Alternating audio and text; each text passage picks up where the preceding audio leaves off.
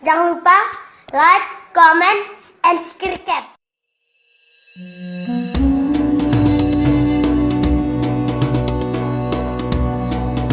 Rabiah Al-Adawiyah di dalam bahasa Arab, dikenal juga dengan nama Rabiah Basri, adalah seorang sufi wanita yang dikenal karena kesucian dan kecintaannya terhadap Allah. Rabiah merupakan klien maulad dari klan Al-Atik suku Qais bin Adi, di mana ia terkenal dengan sebutan Al-Qaisiyah. Ia dikenal sebagai seorang sufi wanita yang zuhud, yaitu tidak tertarik kepada kehidupan duniawi, sehingga ia mengabdikan hidupnya hanya untuk beribadah kepada Allah. Rabiah diperkirakan lahir antara tahun 713 sampai 717 Masehi atau 95 sampai 99 Hijriah di kota Basrah, Irak, dan meninggal sekitar tahun 801 Masehi 185 Hijriah. Nama lengkapnya adalah Rabiah binti Ismail Al-Adawiyah Al-Basriyah. Rabiah merupakan sufi wanita beraliran Sunni pada masa dinasti Umayyah yang menjadi pemimpin dari murid-murid perempuan dan zahidah, yang mengabdikan dirinya untuk penelitian hukum kesucian yang sangat takut dan taat kepada Allah. Rabiah Al-Adawiyah dijuluki sebagai The Mother of the Grand Master atau ibu para sufi besar karena kesuhudannya. Ia juga menjadi panutan para ahli sufi lain seperti Ibnu Al-Farid dan Dunnun Al-Misri. Kesuhudan Rabiah juga dikenal hingga ke Eropa. Hal ini membuat banyak cendekiawan Eropa meneliti pemikiran Rabiah dan menulis riwayat hidupnya, seperti Margaret Smith, Masignon, dan Nicholson. Rabiah dilahirkan di kota Basrah, Irak, sekitar abad ke-8 tahun 713 sampai 717 Masehi. Ia dilahirkan dari keluarga yang sangat miskin dan merupakan anak keempat dari 4 bersaudara, sehingga ia dinamakan Rabiah yang berarti anak keempat. Ayahnya bernama Ismail. Ketika malam menjelang kelahiran Rabiah, keadaan ekonomi keluarga Ismail sangatlah buruk sehingga ia tidak memiliki uang dan penerangan untuk menemani istrinya yang akan melahirkan. Beberapa hari setelah kelahiran Rabiah, Ismail bermimpi bertemu dengan Nabi Muhammad. Dalam mimpinya dia berkata pada Ismail agar jangan bersedih karena anaknya, Rabiah, akan menjadi seorang wanita yang mulia, sehingga banyak orang akan mengharapkan syafaatnya. Sejak kecil Rabiah sudah dikenal sebagai anak yang cerdas dan taat beragama. Beberapa tahun kemudian, ayahnya, Ismail, meninggal dunia kemudian disusul oleh ibunya, sehingga Rabiah dan ketiga saudara perempuannya menjadi anak yatim piatu. Ayah dan ibunya hanya meninggalkan harta berupa sebuah perahu yang kemudian digunakan Rabiah untuk mencari nafkah. Rabiah bekerja sebagai penarik perahu yang menyeberangkan orang dari tepi sungai Dajlah ke tepi sungai yang lain. Sementara ketiga saudara perempuannya bekerja di rumah menenun kain atau memintalnya. Ketika kota Basrah dilanda berbagai bencana alam dan kekeringan akibat kemarau panjang, Rabiah dan ketiga saudara perempuannya memutuskan untuk berkelana ke berbagai daerah untuk bertahan hidup. Dalam pengembaraannya, Rabiah terpisah dengan ketiga saudara perempuannya sehingga ia hidup seorang diri. Pada saat itulah Rabiah diculik oleh sekelompok penyamun kemudian dijual sebagai hamba sahaya seharga 6 dirham kepada seorang pedagang. Pedagang yang membeli Rabiah sebagai hamba sahaya memperlakukannya dengan kejam, sehingga Rabiah harus selalu bekerja keras sepanjang hari.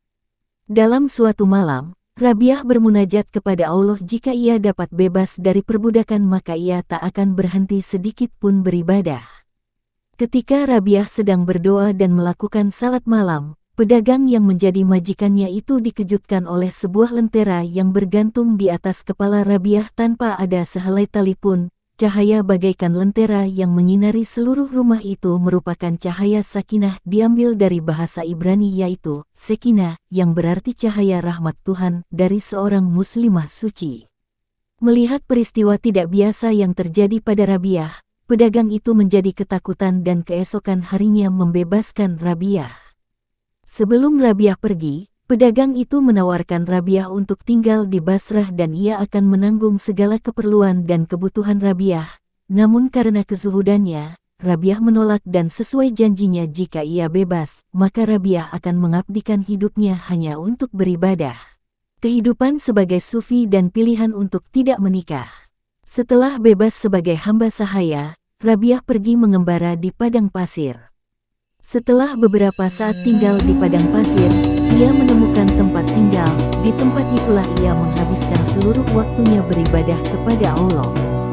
Rabiah juga memiliki majelis yang dikunjungi banyak murid. Majelisnya itu juga sering dikunjungi oleh zahid-zahid lain untuk bertukar pikiran.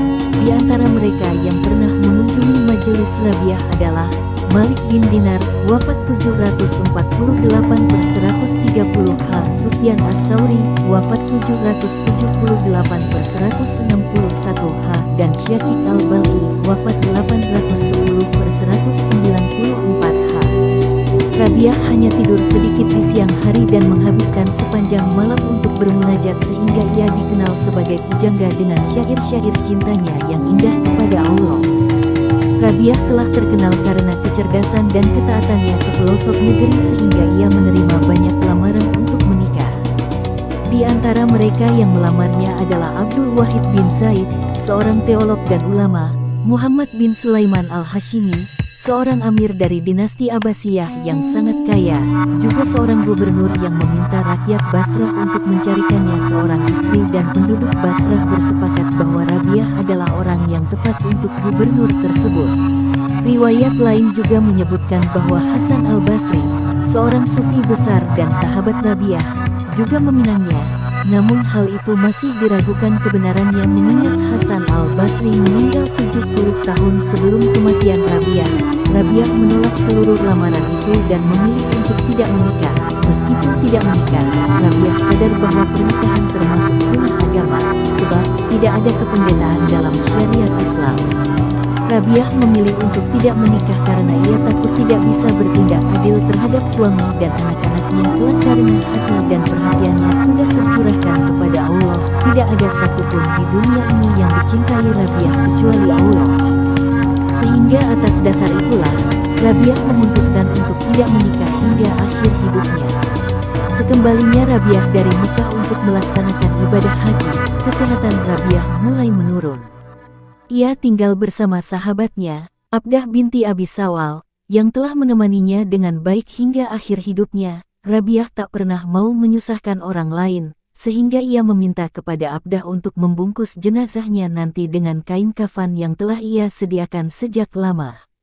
6. Menjelang kematiannya, banyak orang-orang saleh ingin mendampinginya, namun Rabiah menolak. Rabiah diperkirakan meninggal dalam usia 83 tahun pada tahun 801 Masehi, 185 Hijriah dan dimakamkan di Basrah, Irak.